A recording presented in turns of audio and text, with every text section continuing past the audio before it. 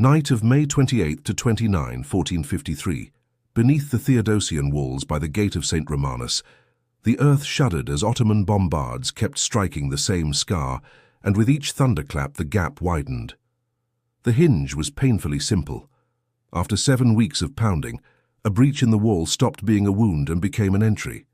A breach is a gap torn through a fortification.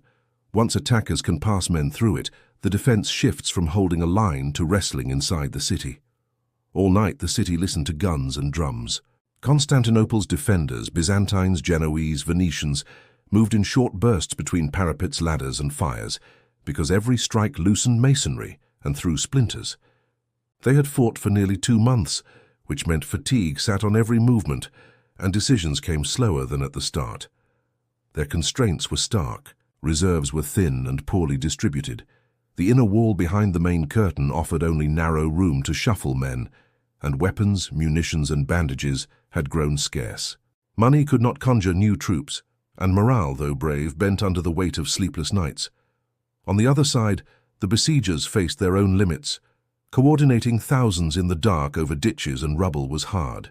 Ladders slipped, signals vanished in smoke, and casualties mounted, even when not described in detail. The attackers had to keep pressure everywhere, at the land walls, at the sea walls along the Golden Horn, without letting the assault break into isolated, futile charges. A bombard is a very large cannon that fires heavy stone balls.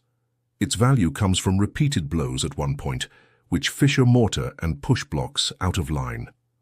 By late evening, the main Ottoman guns had made a ragged opening near the gate of St. Romanus, wide enough for men to see the city beyond, but still ringed with broken stones. Because the ditch in front of the wall had been partly filled in previous nights, assault parties now had footing close to the breach. The emperor himself, Constantine the Fiend, moved along this sector with the Genoese captain Giovanni Giustiniani, who had held the ruinous ground through earlier attacks. They faced the first choice of the night: hold everyone here at the breach, or pull some men back to cover other weak points. With so few reserves, they could not do both. Outside, the Sultan's plan unfolded in waves. First came irregulars, azaps, to tire the defenders and make them spend arrows and powder. Next came more organized columns from Anatolia to test ladders and clear obstacles. Finally, the Janissaries would press in with tight files at daybreak. Janissaries were the Sultan's elite infantry, drilled to move and fight in order, and meant to strike where exhaustion had done the most work. The first wave surged around midnight. In the torchlit confusion, defenders pushed them back with pikes, stones, and short sallies. Brief lunges forward meant to throw attackers off balance.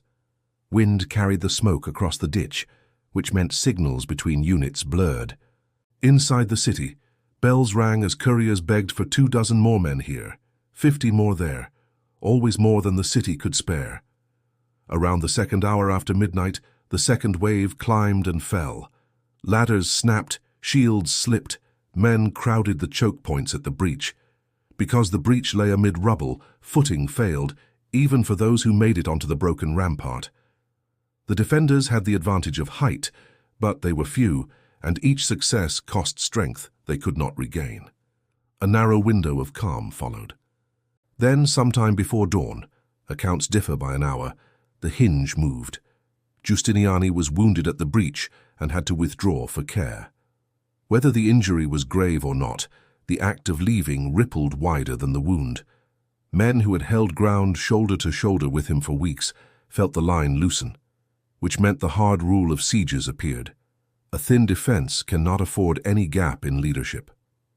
At nearly the same moment, a small postern at the northwestern end of the wall, sometimes called the Kerkoporta, may have been left open in the shuffle. Some sources deny this. Others insist a handful of attackers slipped in here first. It is enough to say that chroniclers disagree on who crossed the threshold before anyone else: Janissaries at the main breach, Anatolian troops on the rubble, or skirmishers at a side gate, and then move on. What all accounts share is this turning of the tide. The pressure at the breach did not stop. The third wave advanced in ranks. Drums beat a steady cadence, which helped keep formation through smoke and fear. From the ditch into the rubble they went, and at the top edge of the broken wall they found fewer fresh defenders than earlier in the night.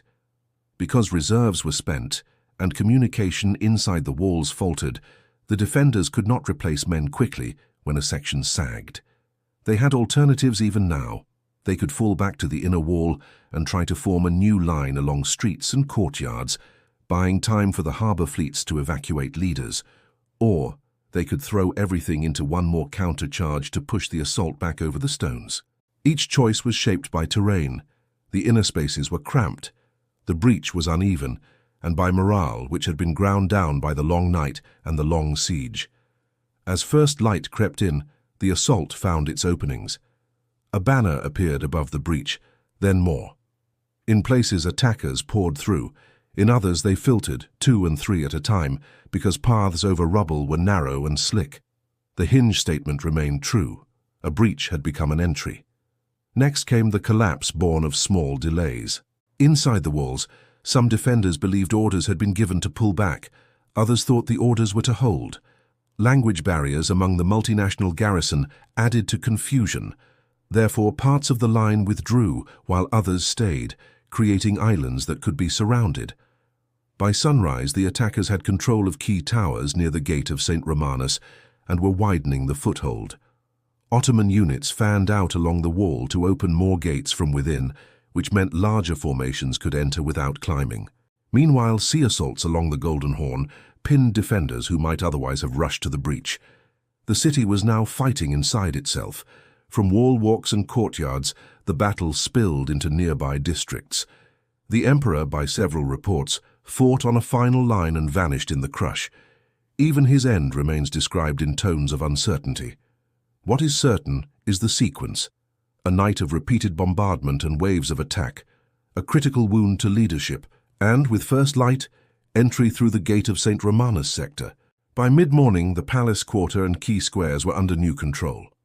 Resistance still flickered where commanders kept order, but the city's defense was effectively over once the land walls were taken from within.